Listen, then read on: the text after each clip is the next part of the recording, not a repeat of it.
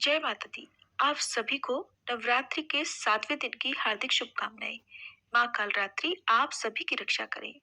आज के इस वीडियो में आप सुनेंगे माँ कालरात्रि की संपूर्ण कथा, दुर्गा चालीसा पाठ और आरती। ने असुरों का वध करने के लिए ही ये रूप धारण किया था। कहते हैं कि जो भी भक्त सच्चे मन से माँ कालरात्रि की पूजा करता है, उस पर भूत प्रेत और बुरी शक्तियों का साया नहीं रहता। माँ कालरात्रि का स्वरूप देखने में अत्यंत भयानक है और इनका रंग अंधकार की तरह एकदम काला है। इनके केश सदा बिखरे हुए रहते हैं और कंठ में ये बिजली की चमक वाली माला धारण करती हैं। माँ कालरात्रि के 3 नेत्र ब्रह्मांड की तरह विशाल और अत्यंत गोल हैं, जिनमें से बिजली की तरह किरणें निकलती रहती हैं। इनके नाक से श्वास तथा निश्वास से अग्नि की भयंकर ज्वालाएं निकलती रहती हैं। माँ का यह भय उत्पन्न करने वाला स्वरूप केवल पापियों का नाश करने के लिए है, केवल शत्रुओं के मन में भय पैदा करने के लिए है। माँ कालरात्रि का स्वरूप भले ही विकराल और भयानक हो, लेकिन ये अपने भक्तों को सदैव शुभ फल प्रदान करने वाली होती है। इस कारण इन्हें शुभंकरी भी कहा जाता है। देवी की 4 भुजाएं हैं। दाईं ओर की ऊपरी भुजा से महामाया भक्तों को वरदान देती हैं। नीचे की भुजा से अभय का आशीर्वाद प्रदान करती हैं। बाईं भुजा में क्रमशः तलवार और खड्ग धारण करती हैं। माँ का प्रिय रंग लाल है और इन्हें रात रानी का पुष्प भी बहुत प्रिय है। माँ को आज के दिन अनार का और गुड़ का या फिर गुड़ से बनी मिठाइयों का या गुड़ की खीर का भोग लगाना शुभ रहता है। माँ को अगर आप नींबुओं की माला अर्पित करते हैं तो कहते हैं कि उससे हर प्रकार के भय का नाश होता है और आने वाला संकट भी टल जाता है। आइए अब सुनिए माँ कालरात्रि की कथा। पौराणिक कथा के अनुसार रक्तबीज नाम का एक दैत्य था। मनुष्यों के साथ साथ देवतागण भी बहुत परेशान थे। रक्तबीज दानव की यह विशेषता थी कि जैसे ही उसके रक्त की बूंदें धरती पर गिरती तो उसके जैसा ही एक और दानव बन जाता, जिससे देवतागण भयभीत हो गए और वह भगवान शंकर की शरण में जा पहुंचे। भगवान शंकर जानते थे कि उस दैत्य का वध केवल देवी पार्वती ही कर सकती हैं। तब उन्होंने देवी पार्वती से दैत्य का वध करने का अनुरोध किया। तब भगवान शंकर से देवी कहने लगी कि हे प्रभु, आप मेरी ओर से दूत बनकर उस दैत्य के पास जाइए और उससे कहिए कि वह युद्ध के लिए उपस्थित हो, और उसके अलावा जो भी दैत्य वहां युद्ध करने के लिए तत्पर हो, उनसे भी कहिए कि जो तुम्हें अपने जीवित रहने की इच्छा हो तो त्रिलोकी का राज्य देवराज इंद्र को दे दो। देवताओं को उनका यज्ञ भाग मिलना आरंभ हो जाए और तुम पाताल को लौट जाओ। किंतु अगर बल की गर्व से तुम्हारी लड़ने की इच्छा है तो फिर आ जाओ। तुम्हारे मांस से मेरी योगिनियां तृप्त होंगी। क्योंकि देवी ने भगवान शंकर को उस समय दूत के कार्य में नियुक्त किया था, इसलिए वह संसार में शिव दूती के नाम से भी विख्यात हुई। भगवान शंकर से देवी का संदेश पाकर उन दैत्यों के क्रोध का कोई आर पार न रहा और वह जिस स्थान पर देवी विराजमान थी वहां आ पहुंचे। वहां पर देवी से युद्ध करने के लिए रक्तबीज के साथ साथ शुंभ और निशुंभ नामक दैत्य भी आ पहुंचे। युद्ध के मैदान में आते ही वह दैत्य देवी पर शक्तियों और बाणों की वर्षा करने लगे। देवी ने उनके फेंके हुए बाणों, शक्तियों, त्रिशूल और परसों को अपने बाणों से काट डाला और काली देवी उस देवी के साथ आगे खड़ी होकर शत्रुओं को त्रिशूल से विदीर्ण करने लगी और खड्गवाम से कुचलने लगी।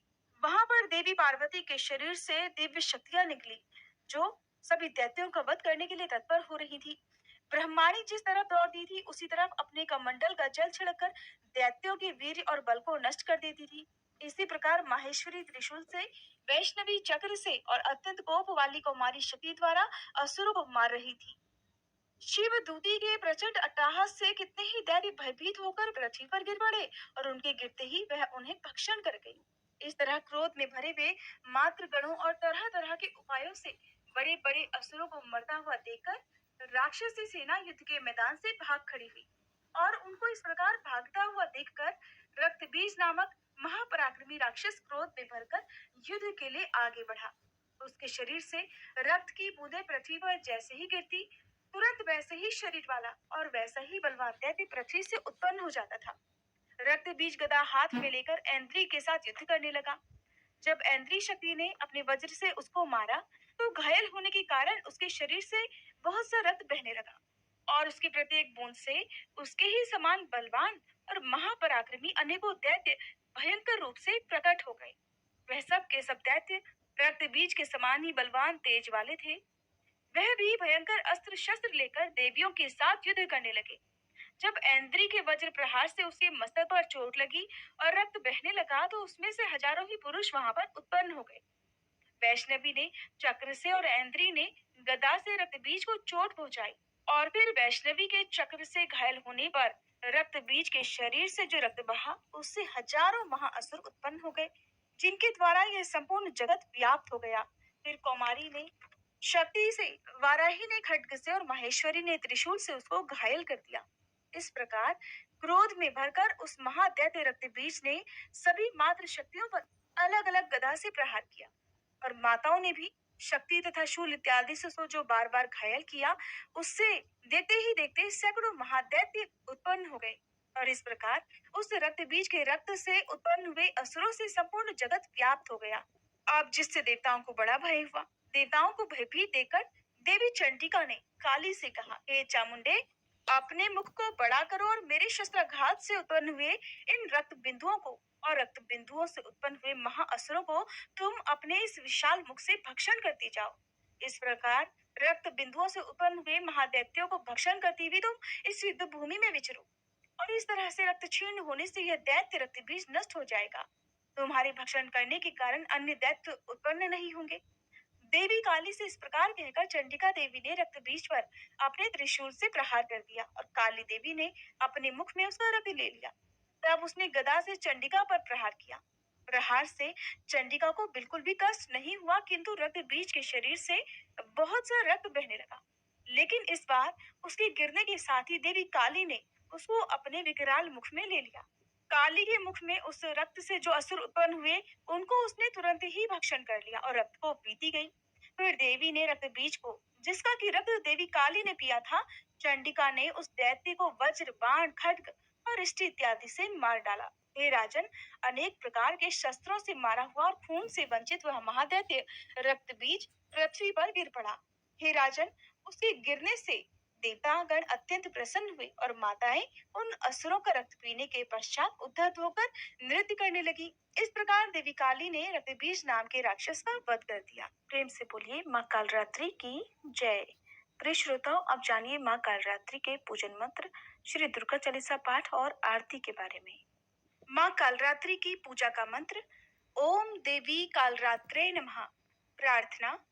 एक वेणी जपा कर्णपूरा नग्ना खरा स्थिता लंबोष्ठी कर्णिका कर्णी तैलाभ्यक्त शारिणी वामो पादोल्ल सलोल्लः लता कंटक भूषणा वर्धन मूर्ध ध्वजा कृष्णा काल रात्रि भयंकरी। माँ का स्तुति मंत्र। या देवी सर्वभूतेषु माँ काल रात्रि रूपेण संस्थिता नमस्तस्यै नमस्तस्यै नमस्तस्यै नमो नमः। श्री दुर्गा चालीसा। नमो नमो दुर्गे सुख करनी, नमो नमो अम्बे दुख हरनी, निरंकार है ज्योति तुम्हारी, तिहु लोक फैली उजियारी। शशि ललाट मुख महाविशाला, नेत्र लाल प्रकृति विकराला, रूप मातु को अधिक सुहावे, दर्श करत जन अति सुख पावे। तुम संसार शक्ति लय कीना, पालन हेतु अन्न धन दीना, अन्नपूर्णा हुई जगपाला, तुम ही आदि सुंदरी बाला। प्रलय काल सब नाशनहारी, तुम गौरी शिव शंकर प्यारी। शिव योगी तुम्हारे गुण गावे, ब्रह्मा विष्णु तुम्हें नित ध्यावे। रूप सरस्वती को तुम धारा, दे सुबुद्धि ऋषि मुनिन उबारा। धर्यो रूप नरसिंह को अम्बा, प्रगट भई फाड़ कर खम्बा। रक्षा करी प्रहलाद बचायो, हिरणाकुश को स्वर्ग पठायो। लक्ष्मी रूप धरो जग माही, श्री नारायण अंग समाही। क्षीर सिंधु में करत विलासा, दया सिंधु दीजै मन आसा। हिंगलाज में तुम ही भवानी, महिमा अमित न जात बखानी। मातंगी अरुधु मावती माता, भुवनेश्वरी बगला सुखदाता। श्री भैरव तारा जगतारिणी, छिन्न भाल भव दुख निवारिणी। के हरि वाहन सोह भवानी, लांगुर वीर चलत अगवानी। कर में खप्पर खड्ग विराजे, जाको देख काल डर भाजे। सोहे अस्त्र और त्रिशूला, जाते उठत शत्रु ही शूला।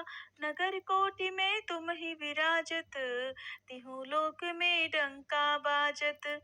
शुंभ निशुंभ दानव तुम मारे, रक्त बीज शंखन संहारे। महिषासुर नृप अति अभिमानी, जहि अघभार मही अकुलानी। रूप कराल कालिका धारा, सेन सहित तुम तिहि संहारा। परिगाढ़ संतन पर जब जब, भई सहाय मातु तुम तब तब। अमरपुरी अरुबा सब लोका, तब महिमा सब रहे अशोका। ज्वाला में है ज्योति तुम्हारी, तुम्हें सदा पूजे नर नारी। प्रेम भक्ति से जो जस गावे, दुख दारिद्र निकट नहीं आवे। ध्यावे तुम्हें जो नर मन लाई, जन्म मरण ताको छुट जाई। जोगी सुर मुनि कहत पुकारी, योग न हो बिन शक्ति तुम्हारी। शंकर आज रज तप कीनो, काम अरु क्रोध जीत सब लीनो। निश दिन ध्यान धरो शंकर को, काहु काल नहीं सुमिरो तुमको। शक्ति रूप को मरम न पायो, शक्ति गई तब मन पछतायो। शरणागत हुई कीर्ति बखानी, जय जय जय जगदम्ब भवानी। भई प्रसन्न आदि जगदम्बा, दई शक्ति नहीं कीन विलंबा। मोको मातु कष्ट अति घेरो, तुम बिन कौन हरे दुख मेरो। आशा तृष्णा निपट सतावे, मोह मदादिक सब विनशावे। शत्रुनाश की जय महारानी, सुमिरो इक चित तुम्हें भवानी। करो कृपा है मातु दयाला, रिद्धि सिद्धि दे करहु निहाला।